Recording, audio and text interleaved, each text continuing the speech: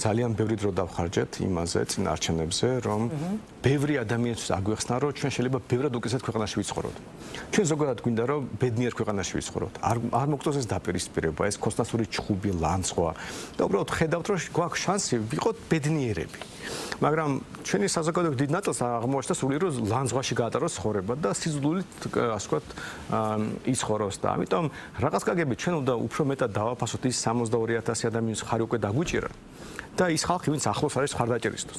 სხვა მიზეზების გამო რაღაც შეეშინდა, შეეშალა და გაიაზრა ეს და შეიძლება წინა წელს სხვა პარტიას მისცა ხმა, მაგრამ აი ახლა ჩვენი ამორჩეველი. ამიტომ ჩვენი ამოცანა ამორჩენებზე ერთი მხრივ ჩვენი ამორჩეველის მობილიზაცია გავაკეთოთ და მე ისეთი ხალხი გავიყოლოთ საკრებულოებში, რომლებიც ამ ჩვენ ამორჩეველს დაეხმარება. ჩვენ არ გვაქვს რესურსი, რომ ნაცებს დავეხმაროთ, ქოსებს დავეხმაროთ.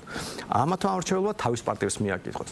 ჩვენი ამოცანა რომ ჩვენ ამორჩეველს დავეხმაროთ, ჩვენი ამორჩეველი უფრო წარმატებული და ბედნიერი ამ ქვეყანაში და სხვებმა დაინახონ, რომ შეიძლება ალბათ სიძულვილის გარეშეც იცხოვრო. აი, საკრებულო ხო ეხლა ხალხმა არც კი იცის რა არის საკრებულო, იმიტომ რომ იქ არის მინი პარლამენტი, სადაც ნაცები და ქოსები იგივენად ჩხუბობენ. უბრალოდ სხვა შემადგენლობაა სახეობების. და ჩვენ ვაჩვენოთ რა იქნება ნამდვილი საკრებულო. როგორ მაგალითად ჩვენი საკრებულო სწორედ დაეხმარება ჩვენ ამორჩეველს, რაღაც ნებართვას აღება თუ დაჭირდა, ან შლაგბაუმი უნდა რომ ეზოში კონდეს და ასე შემდეგ.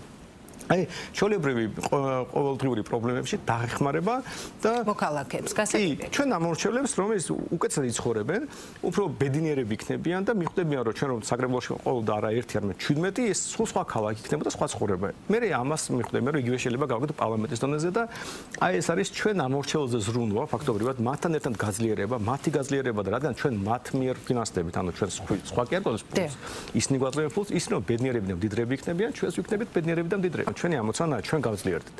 ჩვენ ვიწრო პარტიული ინტერესები გვაქვს ამ არჩევნებზე. ვიპოვოთ პატრიოტული ხალხი რეგიონებში, რომ კიდევ უფრო მეტი ხმა გქონდეს რეგიონებში, რომ მე ეს ქსელი ავაწყოთ და საპარლამენტო არჩევნებზე ბევრად უფრო ძლიერები ვიყოთ. მე არ მაქვს ილუზია, რომ ქართულ ოცნებას ჩემი პარტიის რესურსებით დავამარცხებ.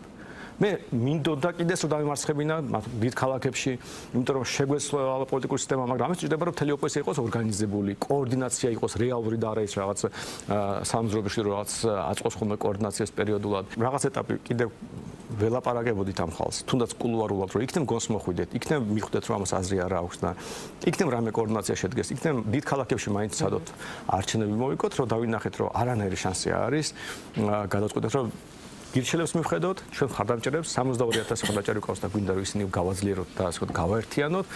კიდე დამატებით ხარდაჭერები ვიპოვოთ და საბოლოო ჯამში უფრო ძლიერები, მეტი პოლიტიკოსით და მეტი ხარდაჭერით მივიდეთ საპარლამენტო არჩევნებზე.